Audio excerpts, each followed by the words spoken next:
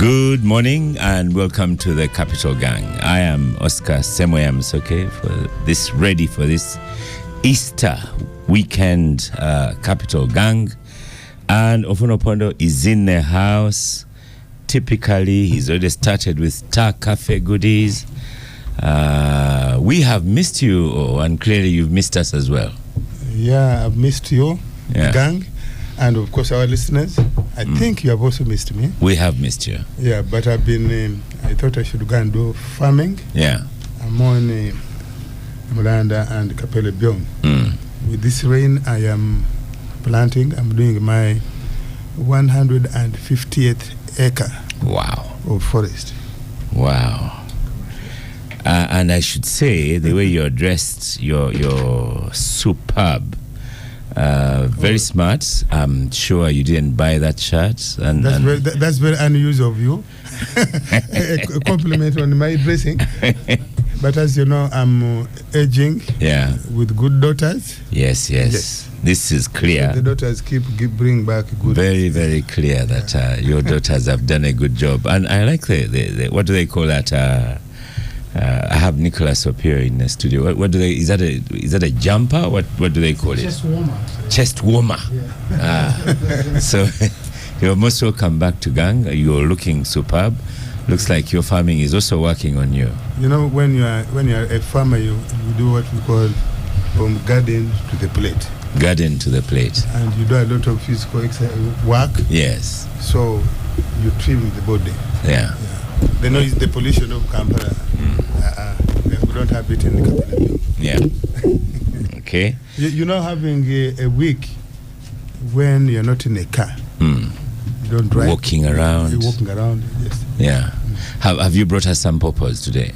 No, I came from Kapele Byong Street. If I had passed Mulanda, you'd have carried some, because those pawpaws are also delicious. Yeah, thank you. People at home know you, Oponopono, because of the potatoes you bring, the pawpaws you bring. Thank you. Yes, in the studio I have Angelo Izama. Most welcome to Gang, Angelo. Yes, and we met in the week. We had a Chigwa Thinkers session on ERA, Electricity Regulation Authority, introducing UEDCL. Great discussion. That is really lot of hope. Yeah, it was very optimistic, considering that, as I told that audience, after 20 years of Umeme, I was confident that the experiment had sort of succeeded.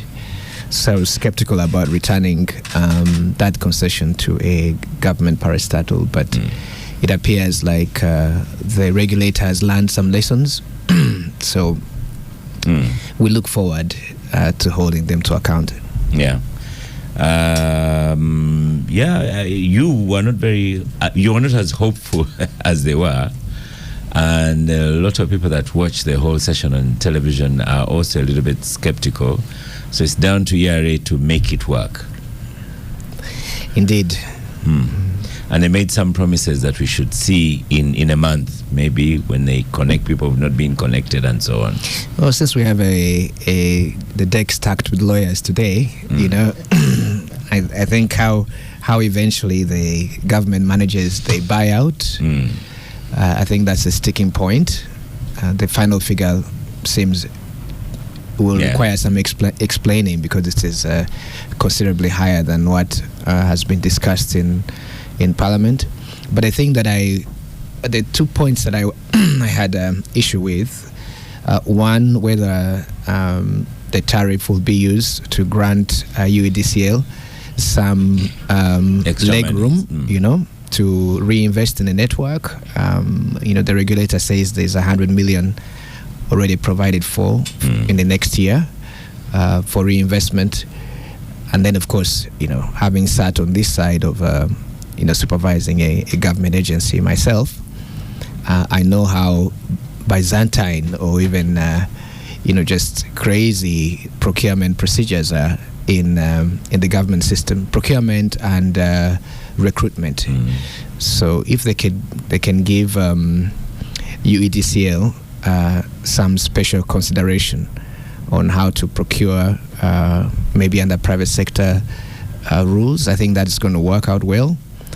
But I was speaking to a friend of mine, a subject matter expert on this, and he said that what the parliament should consider really is bringing a law that just governs how government parastatals will work. So you don't do it just for, New Vision or UDCL, but you create a special provisions law that says if you're a government company, you can operate under private sector principles. Yeah. So that may be the direction to go, Oscar.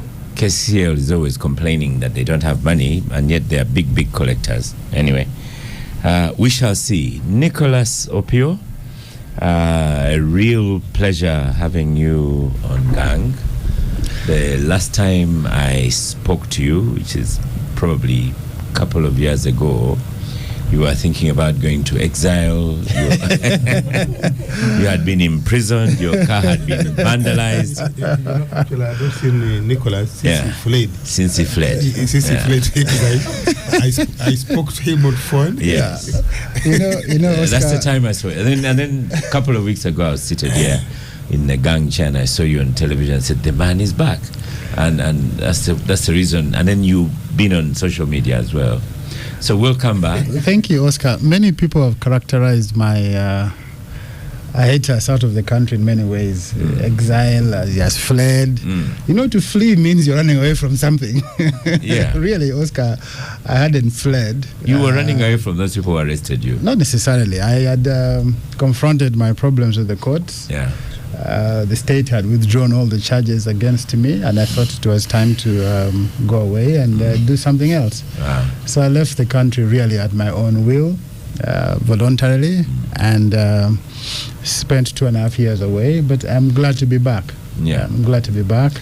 And that car, did you offload it? The one that they... No. Eventually, when they gave back the vehicle, we took the decision not to drive the car. We sold it off, and the dealer, I think it is Kia Motors Uganda, were very generous to take it back and give us another car. Wow, but what I must tell you, Oscar, introduce me to them. No, what I must tell you, two things. First is that, when they arrested me, I had some money on me. It was about $10,000. And every single coin of that money was returned to me a year and a half later. Wow. It was quite surprising that a police system, a military system like that would keep that money and give it back to me. But also, Oscar, I really was... I hope you don't carry that money with you anymore. Maybe not. You can ask Koja Segona. Yeah. But I hope Nicholas will use his experience to ask his young brother Semakadi to come back. Yeah. Semakadi is a different issue altogether. But I must tell you, Oscar, the second thing is when I was away, I lost my dad. And one of the very first people to call me to commiserate with me was OO. Really, he was the very first person to call me on a video call, on a very bad line, but I got the message. So I just want to say thank you all. Even though he has blocked me on Twitter. He has a nice side. For us who know him, he has a nice side. Then I have and Nicholas has Agatha. Now that has raised it publicly. I'm going to unblock him. What did you block him? We have our heated moments. Yeah. And when you come to Gang, we start with peace talks, and I don't know it's going to end, but here we are. And Agatha Atuhaire, you're holding the trenches now that Nicholas is back. Nicholas, Agatha has represented you well. You're most welcome to Gang Alone. But Nicholas has been back for a long time, though. I even didn't know that you guys were talking about. Yeah, I am. Welcome to Gang, Agatha. Yes, I'm glad to be on the Gang again. Yes. Thanks, Oscar. And then we have a guest, Mr. Howard Mwesigwa, a lawyer of Kali Kumutima Law Advocates. Okay, so Oscar, I'm a lawyer at Kali Kumutima and Company Advocates of the Environment. So My name is Howard. As you've introduced me, I'm so glad to be here. Howard Migua. Howard Migua, yes. This is my debut here, so I'm really glad to be joining the gangsters. I lead a department at Kalukumtima and Company Advocates, Department on Energy, Environment and Sustainability. Yeah. Probably the only law firm that has that kind of department. Indeed. Yes. So I'll be that all that man is going to talk about environment, and I told him he even writes about it because I spotted your article in Sunday Monitor. Yes. Yes. So I'm very passionate about the environment, and most importantly, the right to a clean and healthy environment, which is embedded in Article 39 of our Constitution. Wow. But also, when you look at the framework that we have, the National Environment Act, which is now Chapter 181 of our laws, and in 2021, we also took a very bold step and enacted the National Climate Change Act, which is now Chapter 182 of our laws. And we have a number of other principal legislations that I will be getting into, and subsidiary legislations as well. But also, we are doing this in the grander scheme of the imperative behind the call for sounder environmental governance, but also climate action. And we'll get into that eventually, but there's also a pressing call for sustainable cities and communities, especially under SDG number 11, but also seeing how, of course, the Agenda 2030, even in NDP4, I've seen there's a major emphasis on that. The ATMs, that's really the pillars, but there's a major focus there on climate change. And even now we're getting into the nationally determined contributions. Now we're getting to the third phase, which is NDC 3.0. So all these sound like a lot of jargons, but I'll be looking forward, Oscar, to demystifying some of them, and also the topic we'll be having on floods as well. So thank you for having me, Oscar. Thank you. You know, once told me, it was like an accusation, you like young people. And I told Ofonopono that I'm a teacher. So my job is to... Oscar. And his entire government hate young people. And his entire government hate young people. Oscar, that can't be accurate. I am the one who has been recommending to you young people who can replace us on the gang. Starting with Semojo. Yeah, it is true. Yes. It is true. But now we have younger people. I even sent one letter to you for extra mentorship. Yes, I even recommended another young one, Latif. Yeah. So I can't be against young people. I have young people in my house. But anyway, I can now report I have unblocked Mr. Nicholas Opio. Thank you very much. Thank you, really. I appreciate it. Thank you for your mediation, Oscar. Yeah. So, Abdul Katuntu is a little bit late, but well before discussions, what has been presented in the last few days, he had been arguing against judges about bail and money. So, Angelo, I introduced him. I introduced Angelo. He's saying, yes, we even talked about electricity. You know, in Kampala, you don't have electricity, so it did not spark. No, we have, but connectivity is extremely low. Yeah, I think the government needs to now put some money to connect people. Yeah. So next time we talk electricity, I will invite you. But in the meantime, Howard, feel free. Star Cafe goodies are here. Just follow OO's. When I walked in, I said I can see Museven's rising middle class. I found them in the lobby, and all of them had good jackets on, well-trimmed hair, specs on their eyes, and each one had a mug of coffee. I must apologize to the lady at the back there who always chastises me for bringing my own coffee. I came too early. But we shall enjoy Star Cafe. Now, Oscar, thank you for the invitation. You know, I've been an ardent fan and follower of the Capital Gang, so I've been looking forward to the Star Cafe. I would just hear you talking about it. So today, getting to partake is such a privilege. Thank you. And on a day of Ofonopono is here, we bring out his special mug, a large cup of coffee. So and I hope you've not carried a chapati. There's a general who carried a chapati too. He carries a chapati to all his meetings. So here we are safe. So let's start with you, Agatha, the lady in the studio. Abdul was shouting out a lot about bail. And then we have Aaron Kiza. He's given bail because the court martial was closed. It's still closed so far for civilian cases. But then charged 20 million shillings. Was that surprising? Isn't it better for his lawyer to be the one to start here? Let me start with an independent person. Okay. I am an independent person. Ofana doesn't believe it, but it's true. Actually, I might have made a mistake. Let me start with an interested person. Agatha, right? Independent is the... So, one, I am glad that the MPs have started to talk about this, albeit too late. I don't know where they were before this.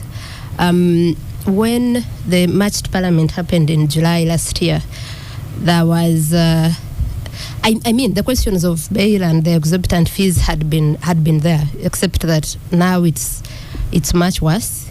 But also, when citizens have not committed any crime, like when they're exercising their right to protest, like happened in the matched parliament, we had Kabumba, who had a very spirited campaign against that, because he's asking the judicial officers, why are you sending these young people to prison in the first place? Why do we need to pay bail for young people that were exercising their constitutional right? That campaign was there for a long time. I am glad that now the MPs used the chance of the judiciary budget scrutiny to raise this. So when the other day I was not happy, and I was talking to Nicholas about that the day that Aaron was given bail. I did not see that as a win at all. Bail of 20 million shillings for a minor offense, very minor offense, contempt of court, where the accused had already served more than a quarter of it, but also where the Supreme Court had said that this court that in which they claim he was in contempt of is not a court of competent jurisdiction. And then he comes and the ruling is very good, but you're asking for bail of 20 million shillings. What precedent are you setting? How many people in this country can afford 20 million shillings? That's a very high price and a bad precedent you are setting for bail. But also, when I say how many people can afford it, even Aaron couldn't afford it. People had to come and contribute. So if you I don't know if you remember the bail for the FDC guys that were arrested in Kisumu. They were given bail of 2 million shillings each, but they were 36. So altogether they were required to pay 72 million. They went to everyone asking for arms. Now, if you look at that and look at the finances of Ugandans, at the economic conditions in this country, that means that you will not have many people that can afford bail. It's a little wonder we have almost 50,000 people in jail on remand, because the bail conditions have become stringent. First, in terms of the fees that you're required to pay, but two, now you can even satisfy all the conditions of bail, like was in the case of Kizza Besigye the other day, and they still deny you bail. So what I think the conditions for bail need to be streamlined. Again, this whole discretion of judges is no longer working because they are abusing their discretionary powers. So I hope that the Abdu Katuntus and the rest of the team on the Legal and Parliamentary Affairs Committee, this is an issue they take seriously, even if it means Parliament amending the laws and us having a law that clearly stipulates who should get bail, how much they should pay, because someone getting up and saying 20 million or 50 million. I was asking the question, if you're asking 20 million from Aaron for contempt of court, how much will you ask from Besigye and Obedul Tale, who are accused of treason? So yeah, but in many ways, many people are saying, no, let's look at the fact that Aaron is out of jail. If it was Kizza Besigye, he would have refused to pay that money. They have ever given him bail of, was it 30 million? And he said no. He said, don't look for it. I would rather go back to jail, until they challenged it and it was reduced to 3 million. There was a case of Charles Onyango Bo and Andrew Mwenda. And Andrew Mwenda, where also bail was an issue, the amounts, and that was challenged. Why aren't we using those precedents that are there to stand and say these people cannot, it's really not right for us to do those things? But yes, like I said, I think Nicholas Opio should speak to specifically the Aaron's bail. Yes, we don't have to just relate to Aaron Kizza's bail. But when I interviewed the judge, Chibita, quite a while ago when I was still doing television, he'd said at the time the period for being on remand, the average period for remand was 4 years. That's ridiculous. But that's can't be true. The magistrates, the Chief Magistrates Act talks about pre-trial detention, and I think it's after 180 days someone qualifies for mandatory bail, but that is not even done in this country because no one even follows the law. Yes, so the 4 years, I don't know in what context Justice Chibita was talking then, about it. He said it's not good, but that's what it was. Let me give the people that are practicing the law to clarify on that. We'll go to Nicholas. That's what I know. So, Nicholas Opio, were you surprised that, yes, Aaron Kiza got bail, but I don't know, just since we are mentioning him, shouldn't have been removing the conviction? I don't know what word to use. So quashing the conviction. Yeah, setting aside the conviction. Yes. So as a practicing advocate, I'll be very careful here because I have to appear before judges and still argue Aaron's case. As you know, Aaron was only released on bail pending appeal. And that decision, so in my the case view, is not dead? No, not yet. It's a very live matter. And the conviction ends when? Because is it 9 months? We have filed an appeal against his conviction, and that appeal is yet to be heard. We have filed all written submissions, both the appellant, in this case Aaron Kiza, and the DPP, the respondent. We are now waiting for the court to give us a date to go and make our case, and for the court to give us a judgment. Okay. Our case is that Aaron's conviction was illegal. The sentence was an unlawful sentence, that the process of his conviction were in violation of his fair trial rights, and we hope that the court will agree with us. So, as I said, okay. I'm a lawyer on that case. Yeah, we can put that aside and go back to discussion on bail. Yes, it's an active matter. I'll be very careful. The issue of bail, Oscar, has been a long-standing so beginning debate. with that one, were you surprised that the bail was put at 20 million? No, I wasn't surprised at all. Really? Because in my own case, the court gave me also a very high bail to pay, and I paid it. There have been many other cases. In the past, they used to say things like 5 million non-cash.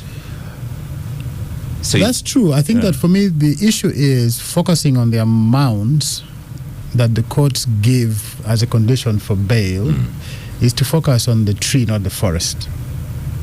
Because any person who is in jail really wants to come out and will do anything to get out. But some people don't have 20 million, whatever they may do. Most of them don't. Yeah. Most of them don't. But to focus on just the amount as opposed to the whole process is to miss the point. My view is that the whole debate about bail is much bigger than the terms of bail that courts are giving. And you have to go back and look at what I see as a prolonged campaign by a section of our leadership, especially President Museveni, against grant of bail for particular offences. For a very long time, President Museveni has mounted a campaign that sought to exclude certain people and certain crimes from accessing bail. He had limited success, but over a long period of time, you begin to see the effect of that campaign in the practice of bail in the courts, especially for people of particular crimes. The second thing is this, Oscar. You had a moment in time when the president's campaign was not being very successful. What he then embarked on was the use of brute force. So people are granted bail by the courts. He says, I don't care. He will rearrest them outside court and take them back to prison. There have been too many instances where people who are granted bail were rearrested by the establishment and taken back to either prisons or charged for other crimes. Now, what we are seeing, Oscar, is that they are now not relying on that sort of method anymore. that method became unpopular, and what social media effects. Yeah, what has now happened is that in order to placate the president, the Rules Committee of the Judiciary came up with what they call bail guidelines. Guidelines that are really inherently unconstitutional, that sought to even impose conditions for grant of bail in the rules, or what they call guidelines, in the hope that that will then solve the problem that President Museveni was really so riled against. Now, the application of those bail guidelines interfered with judicial discretion and began to limit judges on the parameters on which they can give bail, including going to the very detail of what it means to have a place of abode, what it means to be a person of good conduct. Those guidelines became very prescriptive, to the extent that judges are now having to work within a very limited area of discretion in their decision for grant of bail. Now, the impact of that is now what you're seeing in the courts.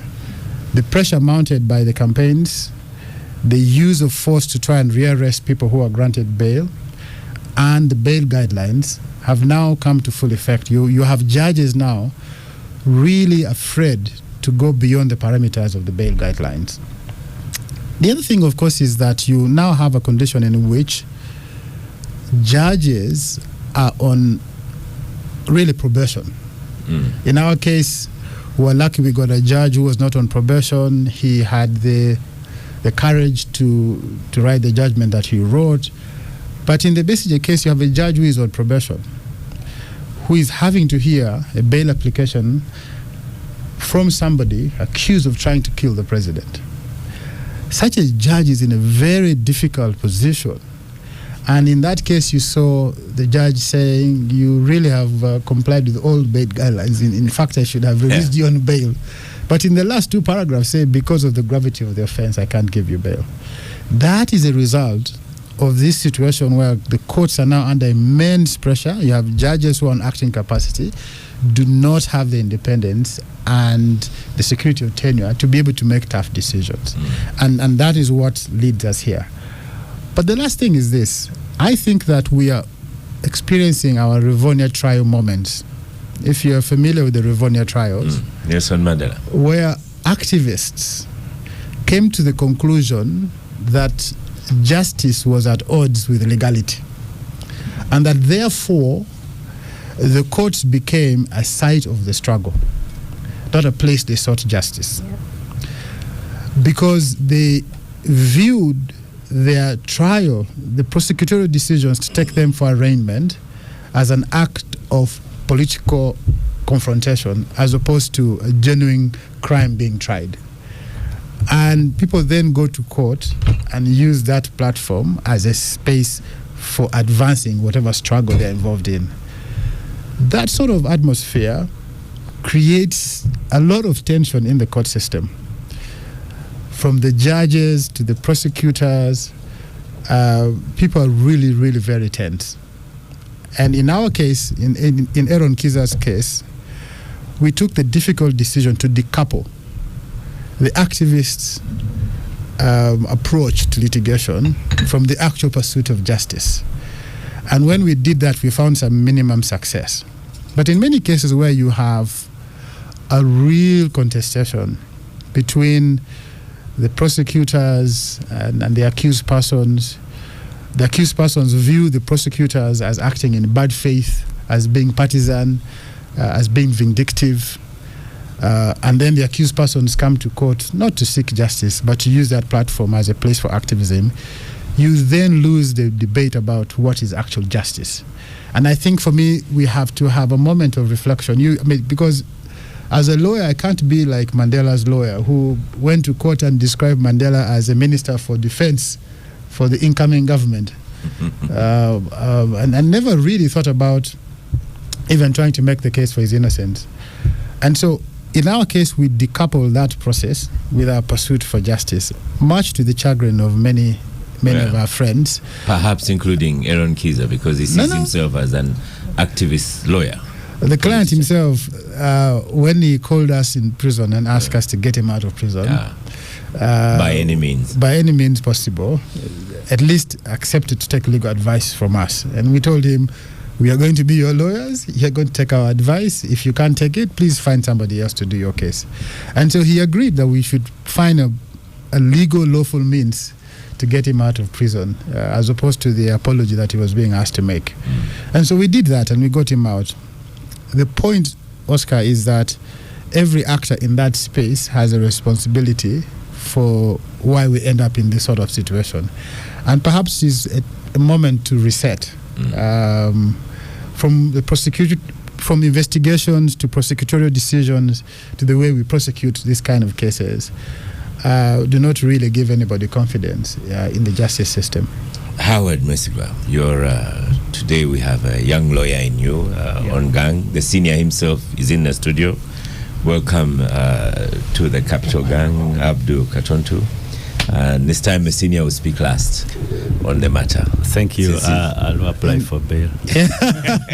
In the legal profession, the seniors speak first. In fact, as I've said, for this time he will speak last because he's been speaking for a while. Bail. Yes. Were you surprised? Nicholas Opio says he was not surprised that Aaron Kiza's 20 million. But are you, as a young person coming into the profession, are you surprised by how we handle bail in Uganda? Yes, of course. I'm very surprised, but not shocked. Shocked. Yes, I'm surprised, but not shocked, because as my senior colleagues have mentioned, for me, I think that whereas my specialty is in environmental law, I've also seen environmental activists imprisoned. And actually, Aaron Kiza has a niche in environmental activism with his organization called the Environment Shield. So for me, I think that because governance is overarching, we must be concerned generally with the governance question in our country. We must make Uganda work for all Ugandans. I think it was must have been Councillor F. Mpanga who was saying that we need to develop a nervous system where we are able to feel each other's pain. And that's very important, right?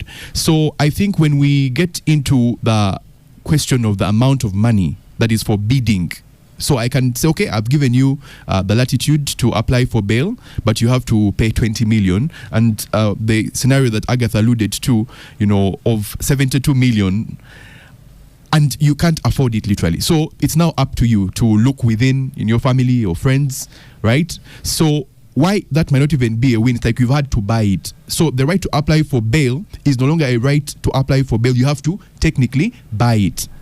Right? So at the point where you have to buy it, because if you're paying such exorbitant amounts of money, then it's not a right you have. It's like something foreign or something extrinsic that you're trying then to purchase for yourself. So I think for me, when courts are weaponized, and I think it was one of our professors at Makerere University, Professor Oloka Onyango, and of course, it's a household name, wrote a very interesting book on when courts do politics. Going back all to the 1966, these are things we've discussed here, have had being discussed at the Capital Gang, to the question of, ex parte matovu, and how eventually, I think even with JPAM, on the Public Order Management Act. So you make laws without realizing that at one point you're going to be on this other end. Right? And that's why I'm very surprised. I've also seen parliamentarians, supporting the president, because the president will never be subject to bail. At least according to the safety valves we have in the Constitution, we don't have any. You cannot even imagine the president being subject to bail. So he might not be able to understand what that, the quest for personal liberty matters. As Councillor Nicholas mentioned, anyone in prison or incarcerated would desire freedom. And you see, freedom, when you have it, you take it for granted until you don't have it. And you can remember the time when we were in the lockdown, and people who never even used to go for jogging somehow found that, okay, now we need to pay attention to our health. And then they would go, you see the Northern Bypass, people just, and you're wondering, where have these guys been? Have they just woken up talking, now we need to be healthy? But it was just the quest for freedom of I can get out of home and come back, right? And that's a fundamental right, the right to personal liberty. The former president of South Korea had never known that you would need bail, but it has happened to that president. Yes, exactly. But you see, it's hard to imagine a president or a head of state who has, constitutional immunity, actually, appreciating. Close to home, it was Kalekahura. Yes. Yes. Yeah. You see? So, for me, I think that when anyone's... Have you had a chance to talk to Kale Kayura, Nicholas? Oh yeah, I have. Okay. We have met. We have had a discussion. We have had disagreements. I now sympathize with him, but his actions in public office had to be examined. You're very generous. Yeah. So, Oscar, as I conclude, I think that the right to personal liberty is the bedrock for all others.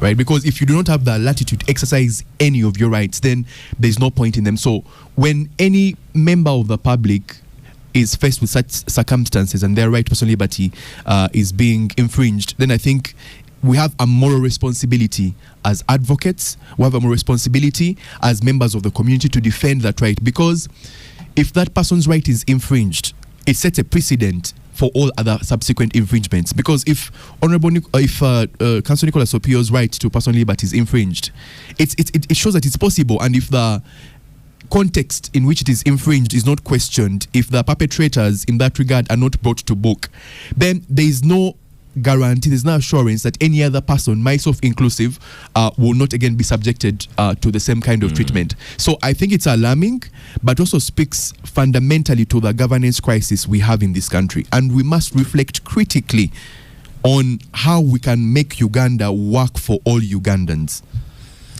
Angelo. Yes, Oscar. On bail. Well, there are a couple of things to be said about this issue of bail. Nicholas and I work together in the same organization, I think now over 10 years, Chapter 4 Uganda. And we have discussed more broadly what he referred to, as to look at this issue in the context of the justice system writ and large. But you see, the essential idea behind bail is to support that cardinal rule that everyone who's accused is presumed innocent.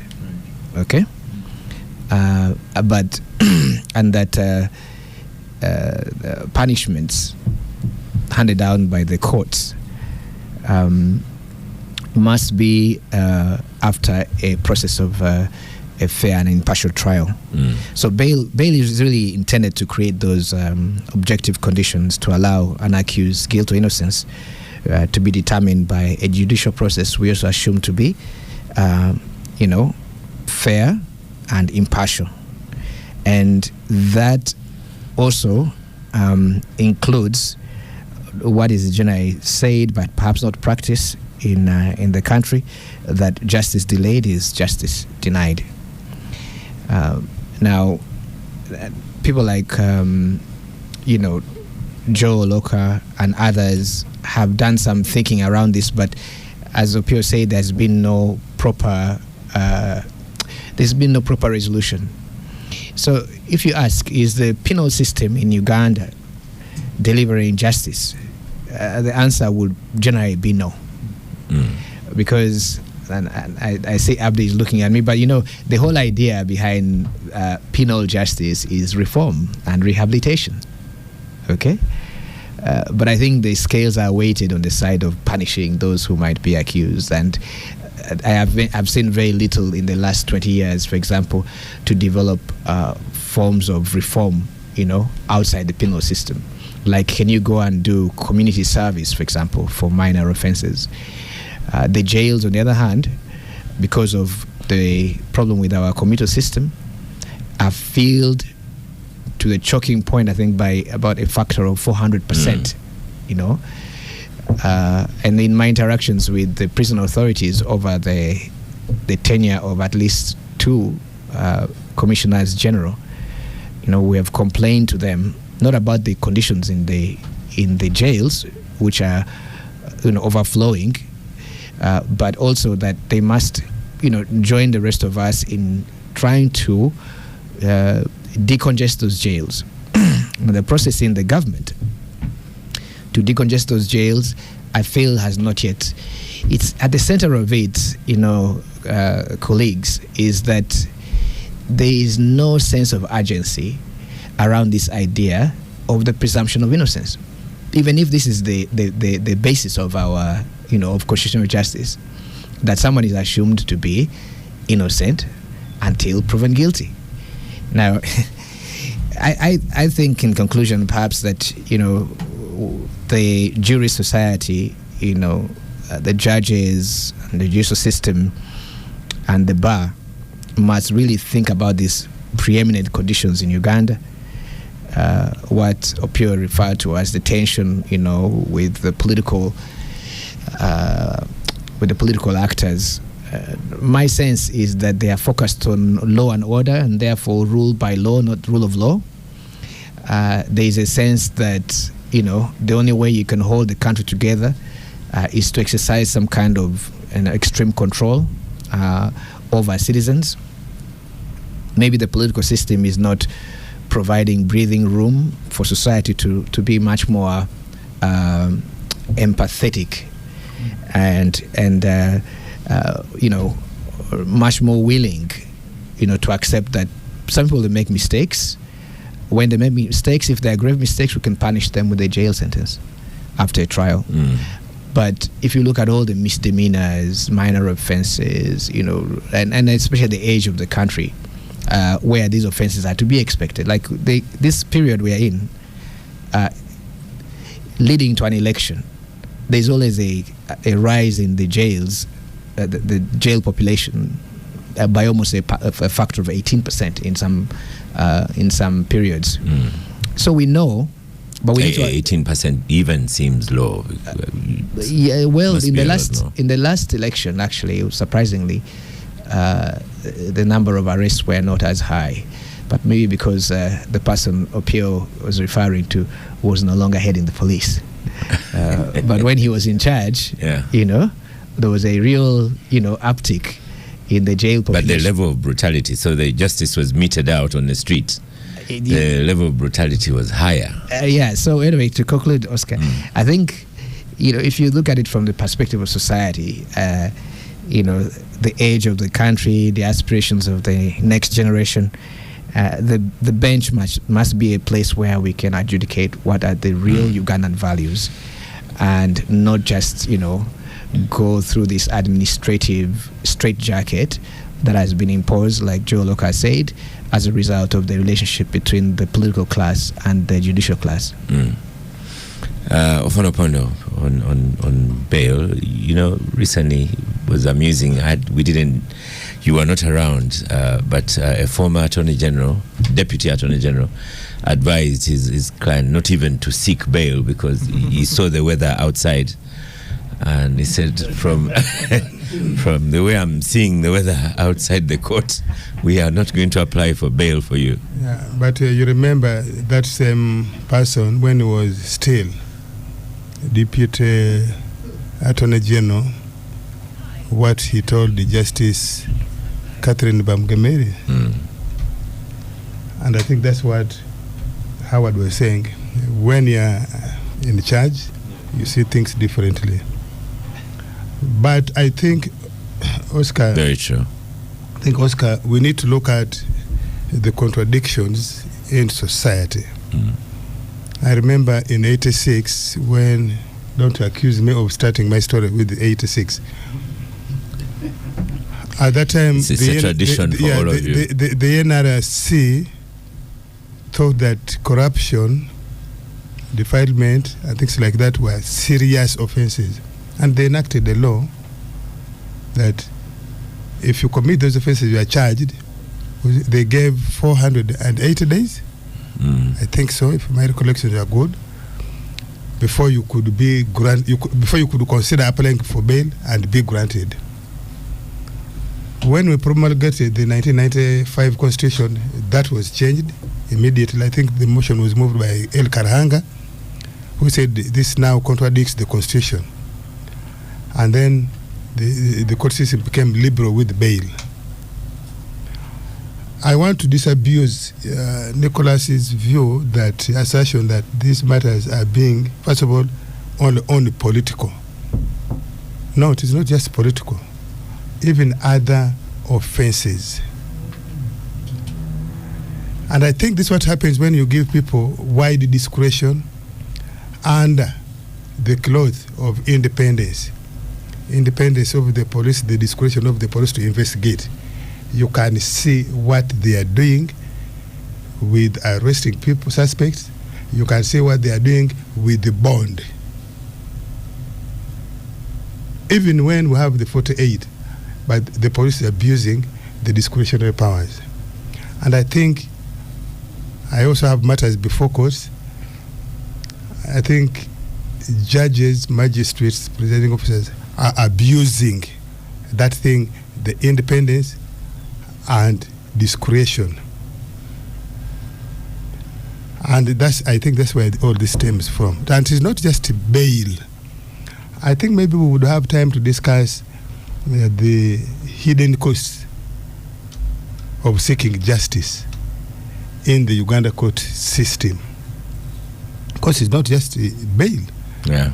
Look at just having your matter fixed, allocated to a judge or a magistrate, and the time in and out, adjournment. And a matter which you think is simple takes you 7 years. Look at that cost. That every 2 weeks, and because somehow they have said every 2 weeks you go back. Look at that cost. Leave the bail. 7 years and the person isn't working. The hours you lose in production and productivity. And I thought that could be addressed by a joint session of the Judiciary, Prosecution, Law Society, and in some instances these days we have a meeting point between the President and the Chief Justice. I think these are matters that can be raised in that forum and they are resolved. The second one, Opio says, is acting judges. These exorbitant costs, bail, and even at the end of judgment when you see costs, it's not just by acting judges who Opio says have no fear, tenure. Fear that probably I will not be confirmed. No. Even the judges who are on permanent and pensionable. Look at what's going on in court in election petitions. Look at the huge variance of the time delay, an election matter that they were able to now had to come and say you must attend to election petitions within this time. But initially, you remember the case of Abudu here. Namboze, where election petition took 3 years, and look at the awards that vary so much from one judge to another, one case to another. So it is not just acting judges, it is not just political offenses of the key messages, the errors. No, I think the judicial officers are abusing the independence and discretion.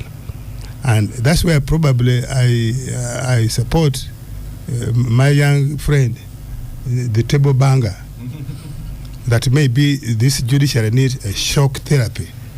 No, not just once, but we need to calibrate in such a way that maybe for the next 3 years, we are on the case of the malignancy in the judicial system, particularly the way magistrates and judges handle the table banger has been curtailed. No, I don't even understand why. I think Mr. Semakade should return.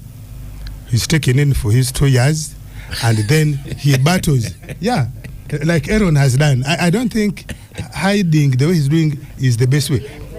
He should come and we confront this animal we see as abuse of judicial power.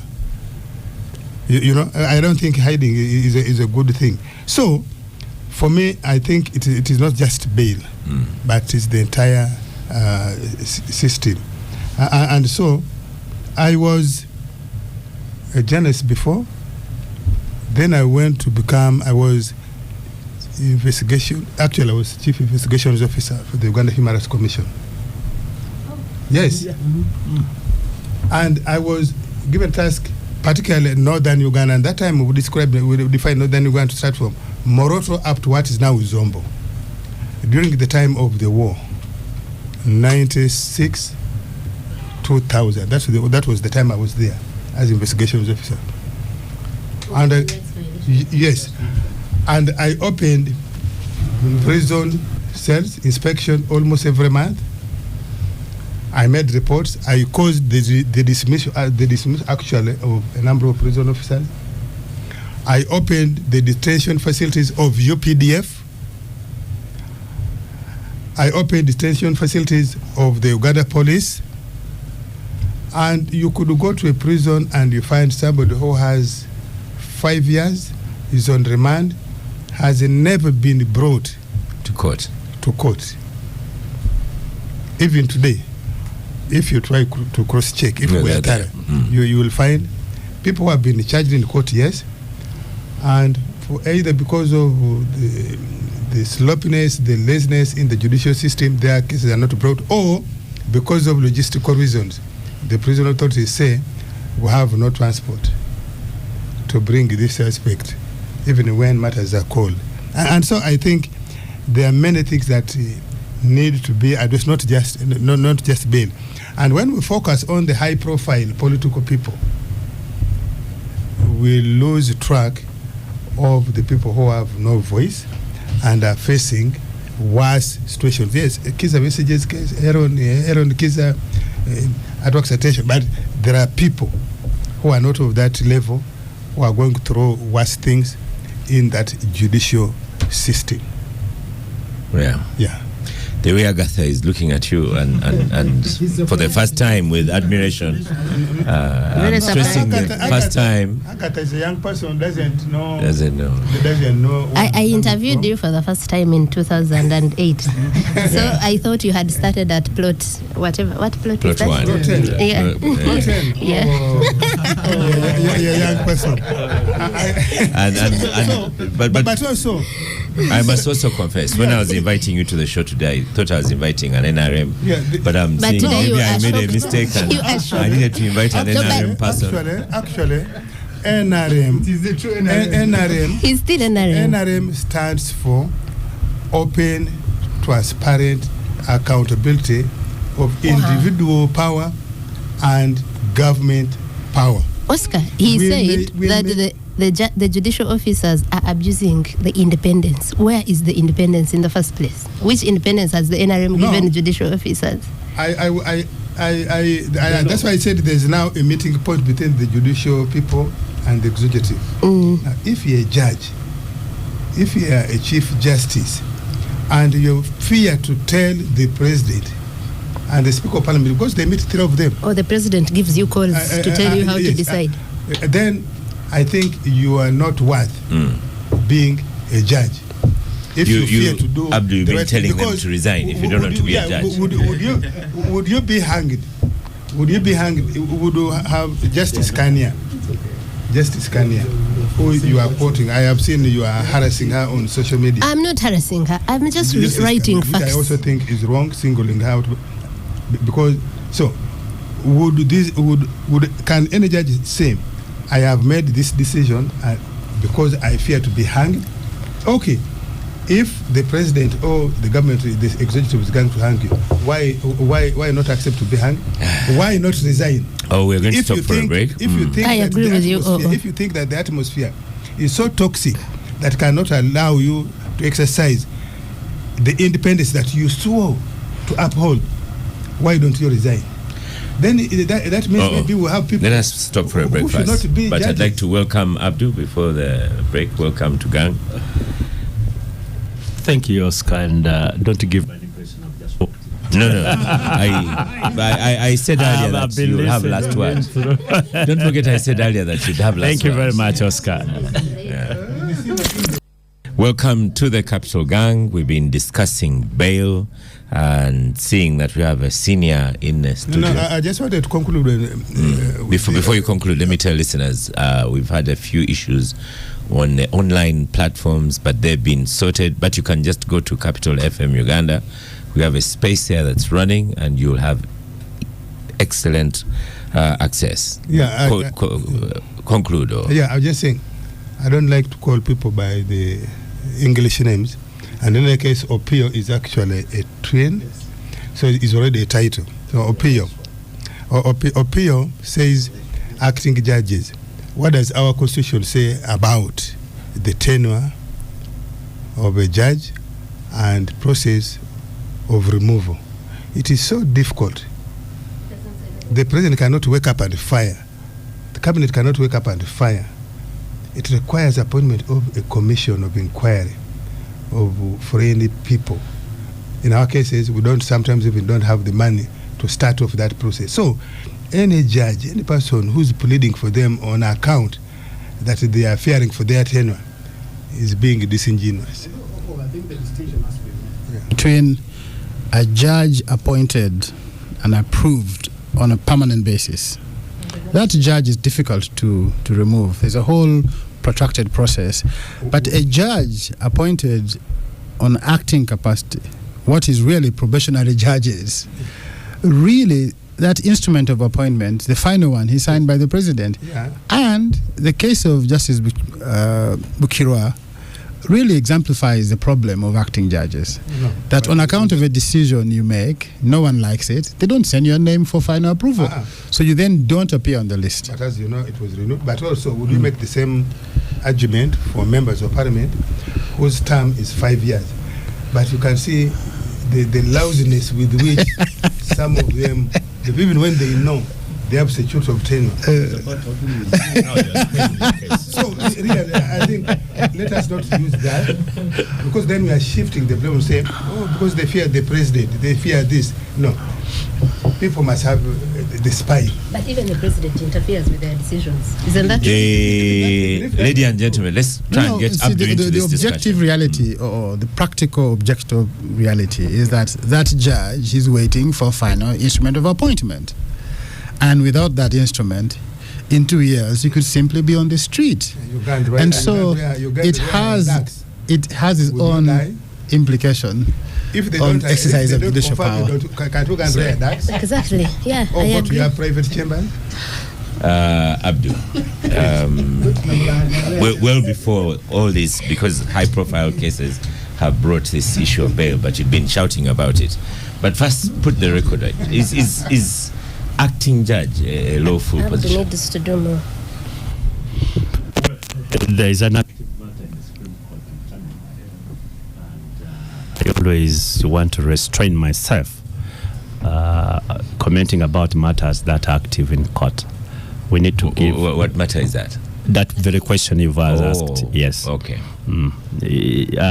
At the Constitutional Court level, it was held that it was unconstitutional, but then the matter has been appealed to the Supreme Court. Let's see. Right. I hope it's not one of those cases that's going to take another 15 years before we have a decision. Well, you know, law has been trending.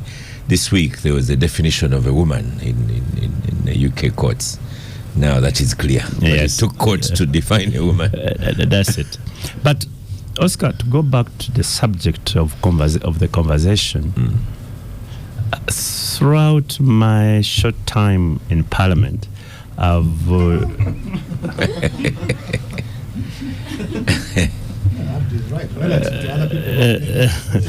I have tried to... Relative to... People have been in power for almost 40 years. Okay, I've tried to really fight for the judiciary. And I've tried as much as possible to be polite, to have private conversation with judicial officers I know, and raise concern. But you reach an extent where you have to burst out. Because you see, we cannot afford to have a system that does not produce quality of justice. And we are busy thinking this is our last line of defense. Once the court system is destroyed, we are in trouble as a country. And it doesn't matter who Because, and I agree with the OO, it's only the last statement he has just made that we're about to spoil the whole morning when he had started, he had started on well. It's not about cases which have got political connotations, but we're talking about real cases of people, whether in capture, we're talking about Arua, who are not politicians. One of the most professional people you'll ever find is somebody called Dr.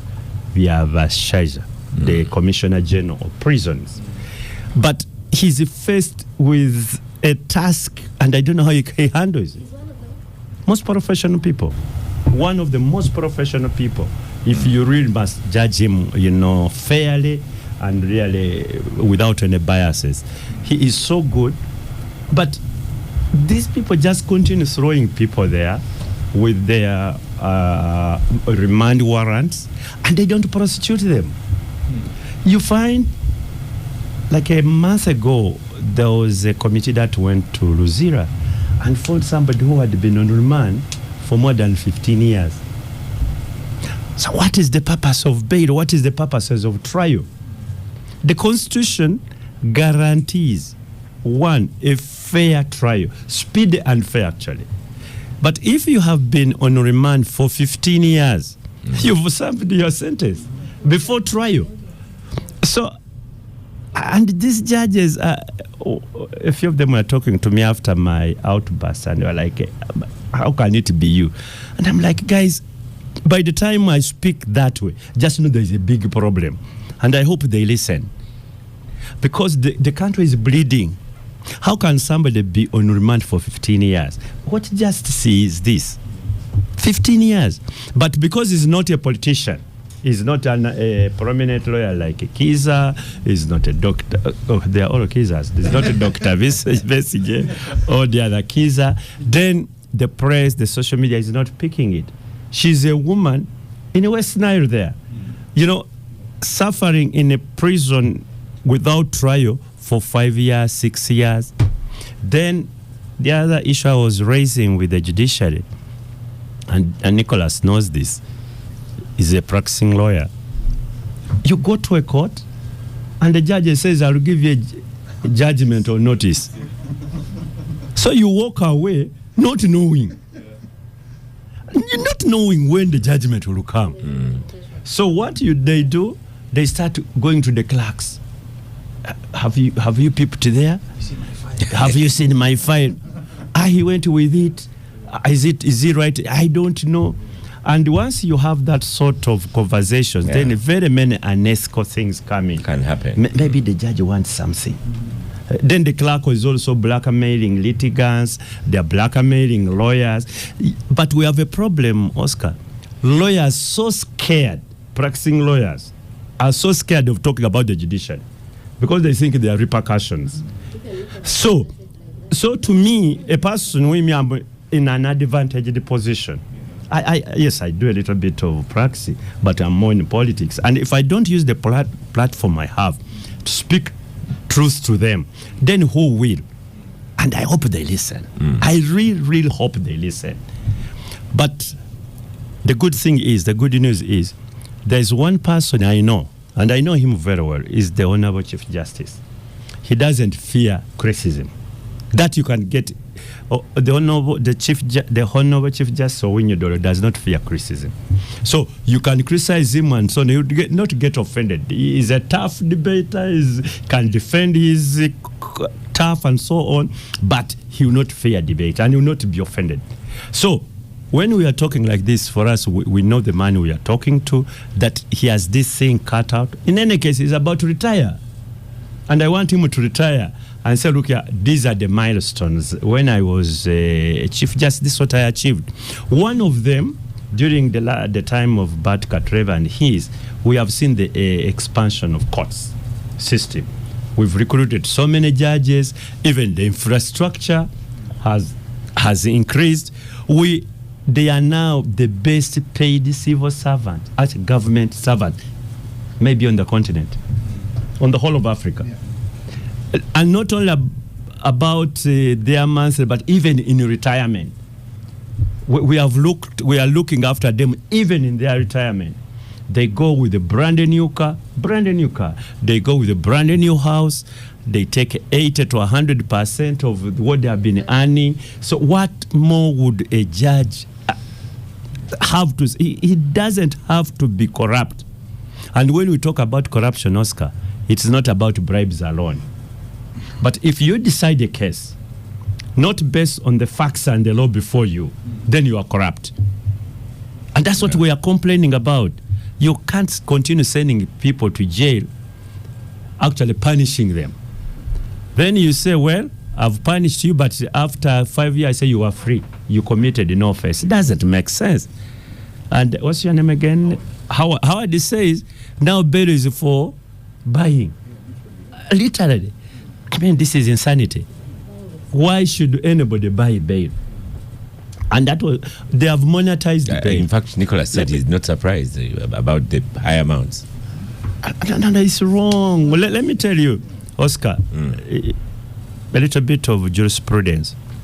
Bail is, first of all, on the presumption of innocence. Yeah.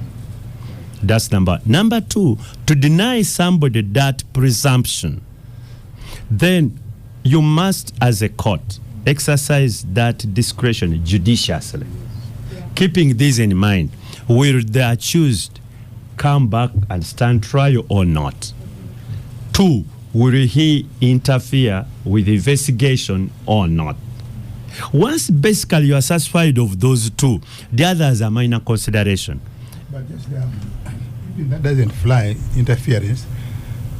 Must you be out in order to interfere? Because you can even interfere when they have denied you bail and you're in jail. No. Let me make. You see, it is not about you assuming. There should be evidence before you, as a judicial officer, that this accused most likely is going to interfere, and there should be facts raised by the prosecution, the ones who are applying to deny you bail. There should be evidence. There should be facts. So, by the way, he has been there before and he has done ABCD. So he has that history. So it's not about the judge assuming in his mind that this one, I think, being a cartoon, he must go. That doesn't say it. Doesn't at all. So, Oscar, if we don't talk about it publicly, then we have a problem. It will continue. You call it a malignant. Yeah, it will continue, eating us up as a society. So, judges, those who are listening to us, good enough. By the way, I've had several conversations with many of them. Some actually are very, very annoyed with what is going on. I had the benefit of looking at their exchanges on their groups. Sometimes if you are many, say, by the way, this is what is going on, and so on. So there are many who are not happy. They think something is fundamentally wrong. And if those who are guilty are listening in, the whole country is looking at you, and we deserve better as a country. Thank you. Thank you, listeners. Agatha, I want to say... because, we talked about... Go to the microphone. Pre-trial detention, and I wasn't sure of the duration. So the Magistrates Courts Act talks about 480 days for a case, for a charge that carries a death sentence. We no longer have those that mandatory death sentence. So that means you would use the latter, which is any other offense, that's 240 days pre-trial detention, after which someone has to get mandatory bail. But we have people, so maybe people like the person Abdul mentions, who has been in prison for 15 years without I think maybe those have not applied for bail, but we have those that have even continued applying and they have not been given bail for 4 years. So that's far exceeds the 240 days. We have been talking about the NUP supporters, the group that was with Olivia Altaya, so the 9 that refused that amnesty, if you can call it that. And those guys have been in jail for over 4 years now. Their bail has been denied over 4 times. Their lawyer, George Musisi, can tell you all the ridiculous reasons they have given. And this Magistrates Act says a magistrate before whom this charge was brought, if 240 days pass, dismiss that case, let them be out. But it does not happen in this country. I agree with OO on the one hand, because I have actually been saying this, that people should take personal responsibility. We have judges before that have been faced with these political cases and have stood up against, stood by the law. Because when we're talking about the independence of the judiciary, I would say, the law gives them that. So what is the problem? The security of tenure that they were talking about, it is true. If a judge is doing something, it's not fear for being fired. It's fear for not being promoted. And I don't think we should extend grace to someone that says someone should be in jail for 15 years because they fear to be promoted. I mean, to stay at high court level. But that's also a problem. When you go back to Ofono Pondo's boss that promotes people because of loyalty and whatever other considerations, so that we cannot run away from that as well. That if you allowed people an environment where they know that I am promoted on merit, not because I have, released someone that they don't want me to release. And for me, you had OO saying that he's seen me harass Judge Kanya. A judge. I have not. I think all we do, and in journalism we do that, profile people, is profile someone. This is who this person is, this is her background. Let the decisions they make, good or bad, make sense. I mean, people will have context. So that's what I've done, and I think that it is important that people who are taking these decisions that are affecting lives and livelihoods should know that the public will use whatever little power they have remained with to hold them accountable. Yes. The presumption of innocence is what we should have maybe started with. Yeah. That's the basis for bail. Because you have Kiza Besigye. You have Kiza Besigye who has been arrested hundreds of times but has never been convicted. So that person, and this is what Abdu was saying about how the consideration of interference with the case. So you have this person who has been arrested many times and charged and given bail and has never interfered. At least you haven't produced any evidence that all those times he has ever interfered with investigations. But now you're just assuming, and we should be okay with that even prosecution never brought any facts before us or evidence that this person is capable of doing that, but you can come to a conclusion that we should be okay that, I think there is a problem with the judiciary, the custodians of justice, where if everything fails, they are the people we run to, but in this country, it's not the case anymore. Yeah. It's a good discussion we've had. Well, I don't think, sometimes we need to point out where there are problems. Sometimes it's not good to say, in this country, we don't have that. I think there are judges out there. We must really congratulate. They have done their best. They are actually judicial officers of integrity and really. Sorry, I was saying, I was just on that point because I was discussing the ruling that the judge made in the Aaron Kiza case. And I think it's a very futuristic ruling. If you see how the judge constructed his argument, first of all, he basically says if you come to seek justice, a judge must offer that justice, even if there are other issues involved. That is, I think, at the primary level. And then he talked about the inherent jurisdiction. Basically, the court has powers, okay, and he defined those, and then he went ahead to exercise those powers. So apart from the bail conditions, I think that particular judgment it was a brilliant really, really good judgment. It was a brilliant ruling, I must say. Yeah. That's why I'm saying those who are focusing on the money missing the jurisprudence, the quality of that ruling, the arguments raised. Very good. In average, though, I would really appreciate it. But you should also appreciate us for making the argument before the court. He could have disagreed with you. Maybe Opio's client was asked for 30 because Opio had he works with the 10,000. 10,000. So yes, it is important, but sometimes we lose out on the bigger picture.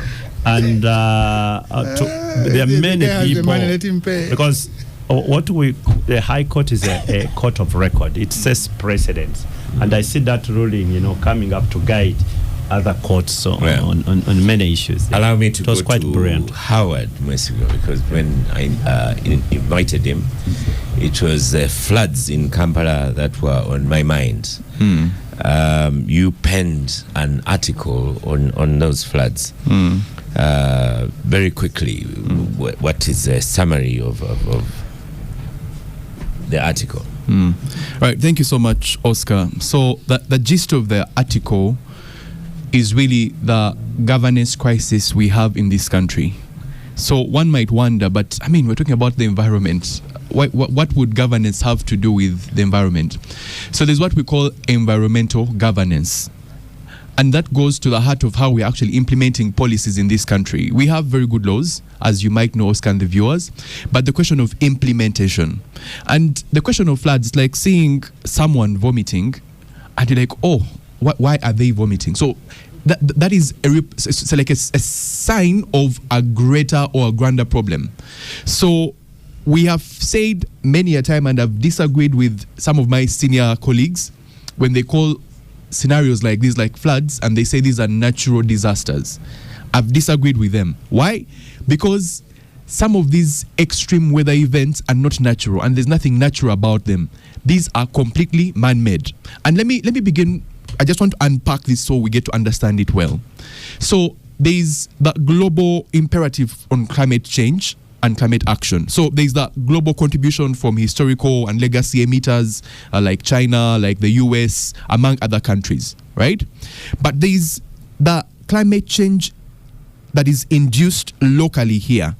And you find that in Uganda, the major causes of climate change is not industrialization, as we've seen in the global north.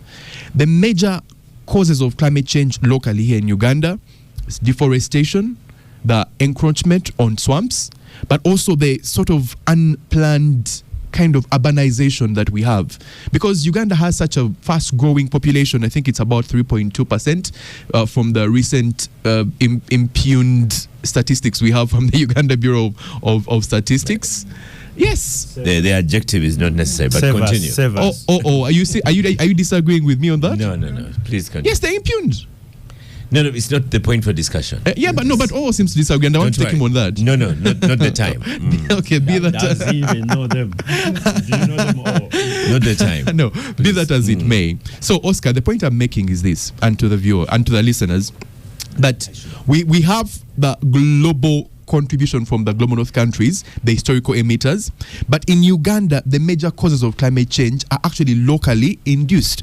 And I've mentioned the deforestation. Actually, up till last year, I think the deforestation cover had reduced till about 9%. Can you imagine? So we if you've read the My African Journey, one of the books I really enjoyed reading by Sir Winston Churchill, he had a journey to Africa, came to Uganda. It's said that he was, I think, in Munyonyo in 1907, and then when he returned in 1908, he wrote his book My African Journey, and that is the book in which he said when he came to Uganda, he had not seen any country like Uganda.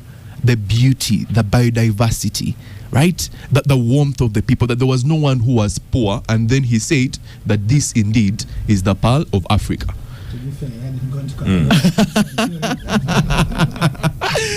But if he had seen the gold in Karamoja, I'm sure he would still have had the same opinion, right? So the point I'm making is this: if Churchill were to come back today to Uganda and see the state of Kampala, the capital, which is the capital of the Pearl, so there's the Pearl of Africa, then there's the Pearl of Africa, which is supposed to be Kampala, right? And looking at the kind of chaos there is in Kampala, would he still call Uganda the Pearl of Africa? Nonetheless, we go to the grander problem on environmental governance. Yes. So in the Constitution, as I mentioned, under Article 39, we have the right to a clean and healthy environment. It's probably the shortest you'll find in the Constitution. It's just one line. Every citizen has the right to a clean and healthy environment, full stop. There's nothing more said about that. So the rest of what that really constitutes, we have to find in principal legislation and also subsidiary legislation. And so principal legislation, these are acts of parliament, the ones that are enacted by Honorable Katuntu and the rest of the legislators. And we'll go to the National Environment Act, we'll go to the National Climate Change Act, as I mentioned, and then of course the regulations we have, for example, the National Environment Waste Management regulations of 2020, the National Environment Wetlands, Riverbanks and Lake Shores regulations of 2000, and then we get into some of the bylaws that are made by KCCA. So the challenge is that we have the laws, but even the awareness of these laws, Oscar and the listeners, is something that we need to take very seriously, because we can have the laws, but for us to inspire the implementation of these laws, we need to get the citizens to understand the imports, but also the content, the substance of these laws, the safety valves that are embedded in these laws, but also how they can hold duty bearers accountable through these laws. And that's very important. I recently saw a footage on X of a young man who was dumping garbage. I think it was even raining in a stream, I think in a trench, and then eventually he was arrested. I would like to tell you, Oscar, and to the listeners, that this is not an isolated incident. We know it happens. It was just this one time where this one was recorded and then eventually brought to book. But we know that people in Kampala, the moment it rains, they just open their sewage tanks and everything, and yes, no one cares, right? But you see, Oscar, the challenge we have is that we seem to speak so much about these things, and I've even had OO and people in government talk about we need to have a resilient Kampala infrastructure. But when it comes to the question of budgeting, you see, Oscar, just pause there for a second. Yes. We go for a break and then we'll continue the discussion. Welcome back from the break. This is the Capital Gang. In a break, we had a chance to be inspired and sparked up by Howard Mwesigua's comments on the impunity. But we have a shorter time for discussion. I interrupted you as you were concluding. Yes. So thank you so much, Oscar. So summarily put, the challenge we have with the flooding in Kampala, you can look at it in so many aspects, in so many ways. But the causes, in my assessment, and because this is my specialty, I specialize in environmental law and policy, the illegal developments and encroachments on drainage reserves. It's critical. The filling of wetlands and the low-lying areas with soil for industrialization. We've seen this here. And we've even seen titles being created in wetlands. Can you imagine? Land titles being created out of a glaring wetland. And the challenge that I've seen is even in the enforcement, when NEMA finally wakes up, then they go for the urban poor. But we know we've seen big industries being constructed in wetlands in Kampala here, and they're blocking even the drainage channels, but nothing is being done. So that is an injustice. If you're going to go for the big shot and create a precedent that if you can go for this industry, this factory, then what about you, a normal citizen? So there should be that kind of equity and justice in enforcement of laws. But then the other, Oscar and the listeners, the poor waste management practices in our country. We've had a major waste management crisis. Think about what happened in Chitezi. Yeah. Right? Sad. What has been done about it, Oscar? What has been done about it? We're not talking about floods. We're waiting for more landslides in eastern Uganda and more floods in western Uganda. But what has been done about it, Oscar? We need to be serious. We need to hold duty bearers accountable. And in that article, Oscar alluded to Klima Signoren versus Switzerland, where a whole country, Switzerland, was held accountable for not doing enough to protect its citizens from the impacts of climate change. And I'm saying, Oscar, and you can put me on record, that there's a looming litigation matter against the AG and KCCA for negligence in Kitezi, but also with all these different disasters we are seeing. One day like this, Oscar, you revert to this recording, because we can only take enough, Oscar. We can only take. We have the. Are you a table banger? Oscar, please. Don't. You want me to go to exile also? You see, I'm telling you, Oscar. To employ the language. No, he's not the. He's not the master of banging tables. No, I'm a diplomat, Oscar. Yeah. But I'm telling you. So my final sentence, Oscar. We have the Kampala Drainage Master Plan of 2017. Actually, it was given a wide span all the way till 2060. Right? And at present, of course, the budget for it is about 120 million US dollars. In the short run, about 49 million US dollars. In the medium term, about 140. But then, of course, extending in the longer run till 2060 to about 17 million US dollars. And at that time, it will just be maintenance. But I tell you, there's been budget shortfalls on that. That's why I was taking on it. That if you say this is a priority for you, even in NDP4, we have said that resilience. We've talked about the ATMs, agro-industrialization, the mineral wealth. We've talked about tourism and even science and technology. But we also say that we're going to look at building Uganda's resilience, even in our green growth strategy. So I think we need to mobilize more resources and be intentional in funding the Kampala Drainage Master Plan. Okay, hold it there. Yes. We'll get you back on conclusion. Abdu, floods, we had a long dry season, and people complained about the dry season, and that would have been a good opportunity to sort out the drainage, because it was clear that the rains would come. Yeah, it was clear. What Ofonofono did, he went and did gardening and all, because he knew the rains would come. Yeah. It may not be as simple as my young brother here puts it. First of all, I am so much impressed that he knows his stuff. And he's so articulate, he puts his case, far, far better. But, Howard, there is now an international crisis, but let's limit our argument for Uganda's sake. The land as it is here is not elastic. The population is increasing. Pressures on utilization of this land can only increase. We have to build, because you need to house more people. You have to do more agriculture, because you need to feed more people. But the land remains the same. If we don't utilize that land responsibly, then the crisis will be there. So there's going to be a little bit of competition with nature, actually, because you need land, you need to build. But how do you build? I think that's the most important thing. And you people, you just don't know where the problem is. Look at our national budget. How much have we put in for purposes, forget about those other institutions, but for purposes of national fiscal planning? Who sits on that board? And what do they do? Zero. They just have the budget to have their salary. Only. I mean, it's a joke. For occupying those offices. and let me tell you, during the colonial days, just whether it is Arua, Fort Polo, Kasese, even Moroto and so on, you had all those towns planned colonial days and Obote one. Look at the so-called towns mushrooming these days. Where are the planners? Just look at these are basics. And because I don't want to speak your sort of language, listeners may not understand some of those things. So I want to reduce ourselves to is and was, so that our listeners follow. We are not doing the correct things correctly.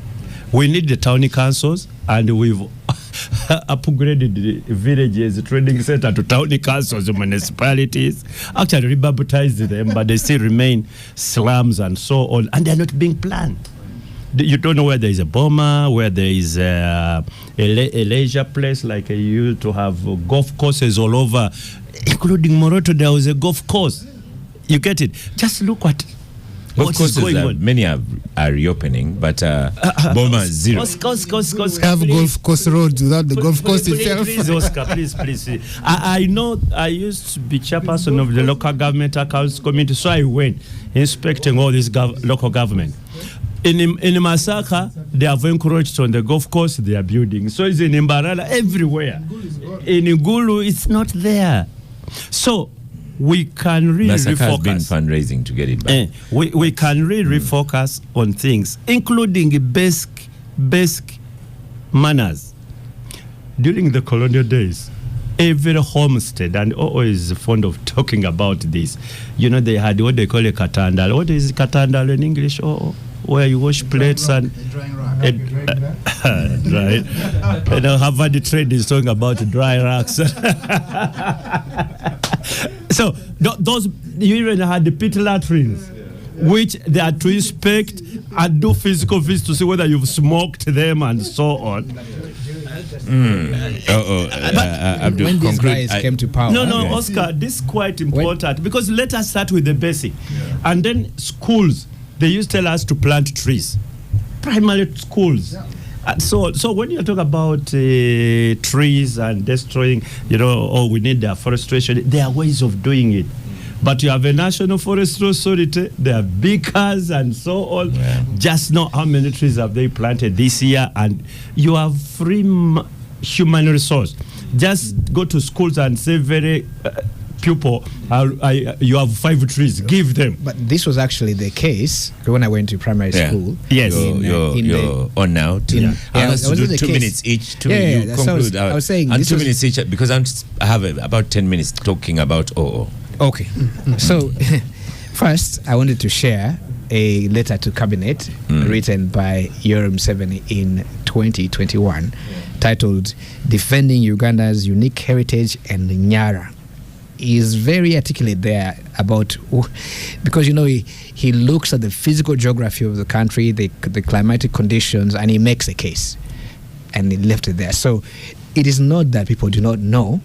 Like Abdu says, there are just some things that require basic common sense. When I was in primary school, first year in Nakasero Primary, all of these things were duly taught and inspected. Then I went to a small primary school in Moyo called Moyo Town Primary School. And I'm telling you that at home, our homework was precisely that, build the washing areas. We were taught how to do our own manure, how to keep those toilets clean. And these are the first days when the NRM took over. You had those resident district administrators and their teams come to villages to inspect. Do you have a clean toilet? Do you have a toilet? Okay. Do you have a clean toilet?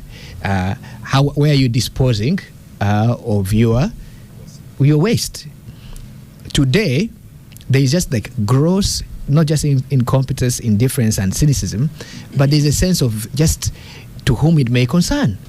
You go to affluent neighborhoods, you walk through them, and you see people with bags of trash outside their homes. Yeah. What does that have to do with the KCCA in the first place? The people who are living there must take responsibility. Even planting 1 or 2 trees in your own compound. So I just feel just to conclude, Oscar, the general approaches we have, are completely they're a contradiction in terms with what is even necessary. Like this decision by the Ministry of Works to say they're implementing an electronic monitoring system for traffic. In God's name, really, just across here, you see 100 violations. The traffic officers have to choose who to hold accountable. How do you implement? How do you even propose such a thing? Agatha, 2 minutes on flooding and the environment. So, in October last year, an old woman called Namudu was she was evicted a year earlier, her house demolished in Lubiji, and in October she was, with others, taken to prison. She was in prison for 2 months, 72-year-old. Now, so the problem was encroachment on the wetland, and I think the charge was interfering with lawful orders or something, or disobeying lawful orders. The question, when that happened, everyone was asking, how come Sudhir has never been touched? How come Ham Chigundu has never been touched? Do you know where he built on the expressway? Have you seen that outfit there? It's in a wetland. Where his house was that almost flooded. I don't know if it is still there. So after that, we did a wetland, what we called a wetland exhibition. Since it's not here, I hope these are verified accusations. Okay, so what do we need to verify? Whether he has a building that is written on even harm in a wetland. It's there. So or whether that is a wetland. That has to be verified. Oh, so we need. You might assume it is. We need experts to tell us the wetland. But it might rain. In that same place, isn't there a petrol station that has been built? Sorry? Isn't there a petrol station that has now been built in that area? Exactly. So there's a petrol station, Starbucks, where they chased those old women. Now you ask yourself. So look at where Forest Mall is. Because Uganda, Kampala, most of these places were wetlands. And this is what has created these floods. Because the floods in Uganda are man-made, in Kampala especially. You have drainages that are not working. You have people building in wetlands. You have deforestation. You have all these things that only matter. You don't be shocked if where they chased Namdu, who became homeless and was taken to jail, an investor comes and they give them that land. So someone sent me a message here, and she's an urban planner, and because I think she's listening to this show, and said the biggest problem of floods in this city is corruption. Put that on number one, and the rest that Howard and the rest I've talked about come later, because even the impunity we are talking about is corruption, that who has paid something. There are some things Abdul will never speak about, but he confronted confrontation at front. So the biggest problem about wetlands. The biggest problem, Oscar, is that, and he lost that battle. Is that we are not humanizing this. We are not talking about lives that are lost. Yeah. But one day, someone met me and said they like the work we are doing about corruption, but said, I want you to leave the money bit and go to the life bit. How many lives do we lose because of corruption? If it is because a medical school that is not supposed to be licensed is licensed because of corruption, and how much that damage that does. Look at Chitezi. Up to now, we don't know how many people died. Right. We don't know. Me, I always put that figure at 200, at least the modest figure. Yeah, because you had 95 houses gone. It was 7 a.m. What's the official figure? 45? No, they keep talking about the bodies that were recovered. They say in 40s, but those that were recovered. And the recovery, because the circumference that was dug out is not even 5% of the entire place. So for me, I think that we need to look at the cost of these things, but also the corruption still comes in that there are no consequences. There are no consequences for people that have done this. Chisaka and 2 others were in prison for a short while, but also I don't think they're the ones that should have been in prison, because the Chitezi disaster started in 2010. The landfill reached its capacity in 2010. How do you know the people that came in office in 2024? How are they the ones that I met Dr. Okello recently, and asked him about his letter. He said he had so many more letters but we're going to pause this discussion for now, because I wanted to give 10 minutes to a topic called Ofonopono, but now I'll give it 8 minutes. And so, Ofonopono, you want to join these Katuntus. You are going to stand for MP. How will you sit in that parliament? Because they don't like you as much as you don't like them. I don't like them. You don't like them much. No, I disagree with some of the things they do as individuals, as a collective. So now you want to go there and put them right? Partly, yes. That would be a contribution, and Abudo has challenged you many times, has challenged the NAMFI, together with Semuja. Actually, they have challenged us. Why do you stand from the outside and you don't want to get inside? We may not like the people occupying the institutions, but that's now the fact of governance. The police is there, the army is there, the civil service is there, the judicial is there, parliament is there. Somebody must do that job. And so I have been having consultations quietly within the NRM and among my friends, and I have come to the conclusion that I have been here for the last 26 years as a spokesperson of NRM, of Presidential Task Forces, of government. And I think the 26 years are sufficient. This Thursday, I wrote to the President, who is my appointing authority, notifying him of the conclusion of my tenure in another 3 months. But now that will be brought forward because probably by 28th, I need to put in my resignation. I have got, I think, from my assessment, good endorsements from my colleagues in the cabinet, in the NRM fraternity, and even the opposition. I have people who are beginning to put money on the table to furnish my campaign. I'm going to run for, if the consultations comes to fruition, because I may not, at the end of the day, decide by myself.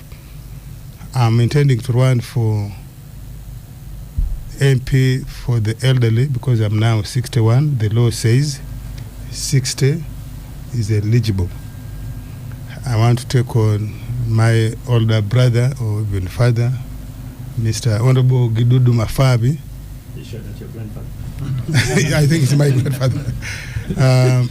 It's good your microphone is off. I'm in it.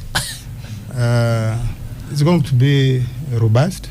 Okay. I can certainly say I have what it takes to knock him out. I hope he surrenders before. Yes. There might be other 60-year-olds that are going to come. But yeah, that's congratulations on that move. Abdul, you can wish him well. No. We've had a conversation about it before. And I can only get excited that we have people who really we can have some discourse, public debate. We agree and also disagree. I am one of the people who convinced Semuju actually to we are quite a number, but I'm one of them. I sat him down and said, look here, in Uganda, the best political group was the Ruchiko. The Buganda Ruchiko, because that's where the cream of Uganda was. And I was like, in the national parliament, you don't have the sort of people caliber. That cream, yeah. That cream. Why don't you people who have a little bit of knowledge and experience come and join this fray? And I'm really, really excited that now OO has publicly declared this. Congratulations, my brother. Welcome to the turf. Yes. Yeah. Many people chastise OO, but they don't know him at a personal level. Oscar, my story with OO, he probably doesn't remember, begins in a shop veranda in Mukono when I was a first-year law student. We would gather there in his social evenings. He would be telling us stories. Are you sure not social evening night morning? And if you listen to him, if you take away the rough edges, he is actually a decent human being. I can only wish him good luck. Excellent. I think that he will add a deeper voice of reason. Of course, the NRM ideologue will miss him because he's remained a sole, clear voice and clear-headed individual. Calls out when it is wrong. Yeah, Angela. he does. So I wish him well, and I will contribute to your campaign, maybe a goat or two. Before the show started, we were talking, me and Howard, about and Nick about his platform. So I know that he's very clear-headed on matters to do with the elderly.